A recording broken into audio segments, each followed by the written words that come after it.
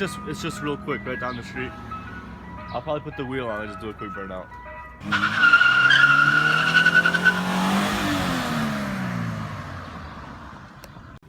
Alright, welcome back. We're doing part 3 today of the FRS rebuild.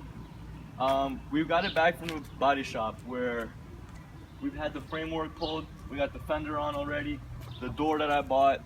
It's coming together really nice. I dropped the wheel today and I figured I'd include that in the video because I was inspecting the suspension because it's on the appraisal, which I have right here, along with all the other cars that I bought, and there's like so many of them, which is kind of crazy. I'm gonna open up the appraisal and we're gonna see what it says about the suspension. Front suspension. Front suspension. All we see here on the appraisal is the right strut bent 10%. And the strut is valued at $127. Everything else is fine, which is really nice, and I'm really happy about that. So let's inspect the strut. I wanted to look at the strut to make sure that's the only thing I have to replace, and make sure all the control arms and all that is all straight. And to be honest, like even the strut looks straight, but when the wheel is on, you can see that it bends in a little bit. So I'm thinking that it's kinked in right here just a little bit. So I gotta order one today. And other than that, I have this side marker already ordered from the dealer. I gotta pick it up today. It's like 30 bucks for this little tiny plastic. So the door is already on. Fitment of the fender is really nice over here.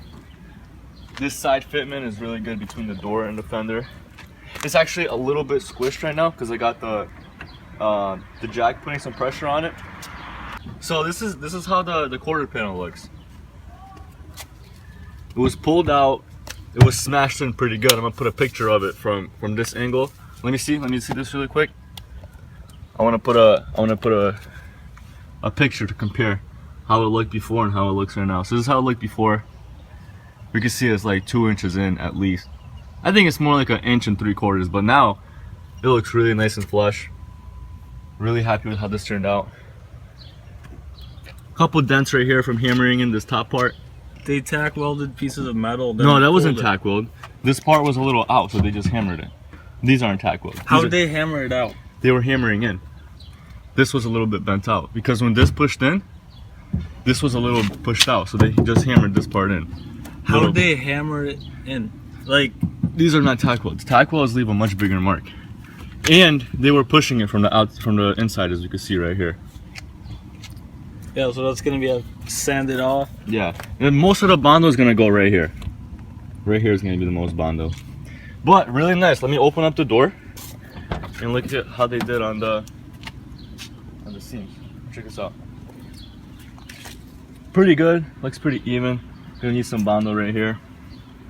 Probably gonna have to replace this sticker to get this whole thing repainted really nice. But my airbag light turned on just because this door actually has an airbag sensor right here, and it connects over there, and because it's disconnected, as you can see, the airbag light turned on. But other than that, the car is mint. The appraisal also says I have to recondition both wheels. This wheel has a tiny scratch right here. Check this out. This is why people hate salvage inspection.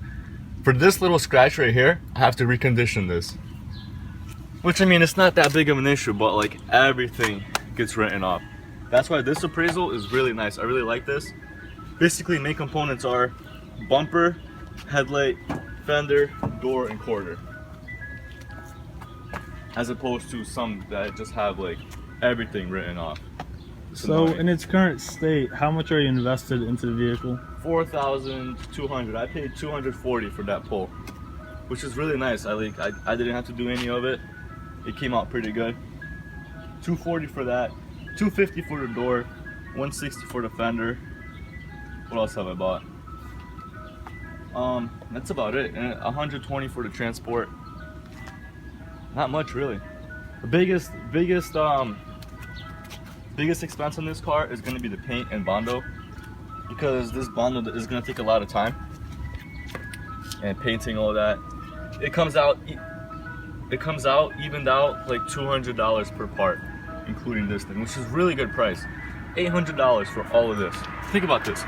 This painter guy is gonna fix this bumper, this little crack right here. We're gonna fix that, repaint the whole front bumper, paint this whole fender, paint this door, bondo all of this, and paint this whole quarter for $800. That's really good. And apparently this guy does good work. So we'll see how it turns out. But other than that, I mean, the car is really nice. So part 4, which will be in I think will be like Thursday next week, is gonna be how it's gonna look all painted. I'm gonna have the wheels already refinished with the strut swap. I'll probably include swapping the strut. So we'll see how it turns out. So far, really nice calculation. I calculate to spend all in no more than $6,000 on this car. With registration, taxes, everything, which is amazing. This car is awesome. Oh yeah, let's not forget, I have to go digital and replace the VCR here. That thing's disgusting. That's like my least favorite thing about this car. But that's easily fixable. Usually it's like $200 for that, can you believe that?